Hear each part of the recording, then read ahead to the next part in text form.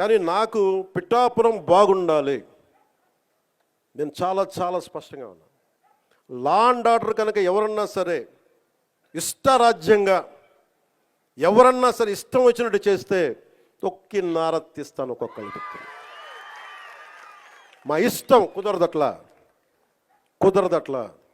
ఇది చాలా చాలా జాగ్రత్తగా ఉండాలి. ఇది నేను తెగించి వచ్చాను రాజకీయాల్లో, గుర్తుపెట్టుకోండి.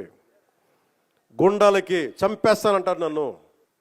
మొన్న అడవుల్లోకి వెళ్ళాలంటే నక్సలైట్లు మందు పాత్రలు పెడతారంటే పెడితే పెట్టండి, పేలిపోతాను. కానీ నేను ఆపను నడక, అంత తెగించున్నాను, గుర్తుపెట్టుకోండి. ఎందుకంటే నేను అభివృద్ధి కావాలి.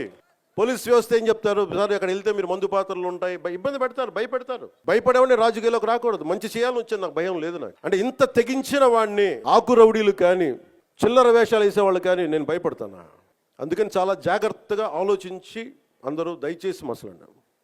ఎందుకంటే నేను తెగించానంటే మటుకు ఇంకెవరు తెగించరు, అంత పిచ్చగా తెగిస్తాను నేను. ఎందుకంటే నేను నిన్న ఎందుకు క్షమాపణ చెప్పాలి? నేను బాధ్యత అడిగాను, మీ ఓట్లు అడిగాను. తిరుమల డైరెక్ట్గా నాకు సంబంధం లేకపోవచ్చు, కానీ నేను దాంట్లో భాగస్వామ్యం ప్రభుత్వంలో. మీరు నారా చంద్రబాబు గారు గెలవకపోయినా, నేను గెలవకపోయినా, 164 మంది ఎమ్మెల్యేలు గెలవకపోయినా టీటీడీ బోర్డు ఎక్కడి నుంచి వస్తుంది? చైర్మన్ ఎలా నియమితం అవుతాడు? ఆయన ఈఓ ఎలా నియమితులు అవుతారు? మేము గెలిస్తేనే మీరు, అది ఎక్కడి నుంచి వచ్చింది మా గెలుపు? మీరిస్తే. అందుకు మీకు నేను క్షమాపణలు చెప్పాను.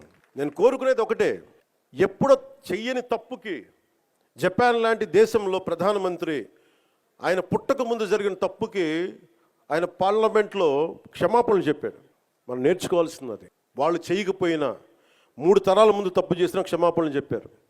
నేను ఈ రోజున అడుగుతుంది, టీటీడీ బోర్డు పాలక మండలి చైర్మన్ గారు కానీ, సభ్యులు కానీ, ఈఓ కానీ, ఏఈఓ కానీ, మీరు ప్రెస్ మీట్ పెట్టి క్షమాపణలు చెప్పండి.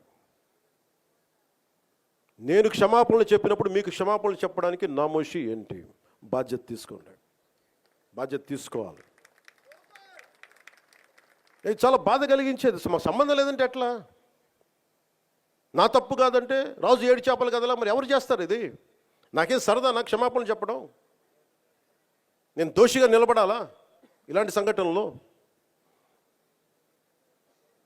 అందుకని ఎందుకు నేను డ్యాంపెన్ చేశాను, ఎందుకు తగ్గించాను సంక్రాంతి సంబరాలంటే, వాళ్ళు ఎంత గొప్పవాళ్ళంటే చనిపోయిన 6 మంది వారి కుటుంబ సభ్యులు దేవుడు పట్టుకెళ్ళిపోయాడు అంటున్నారు. 36 మంది గాయపడితే ప్రతి ఒక్కరిని పేరున పరామర్శిస్తారు.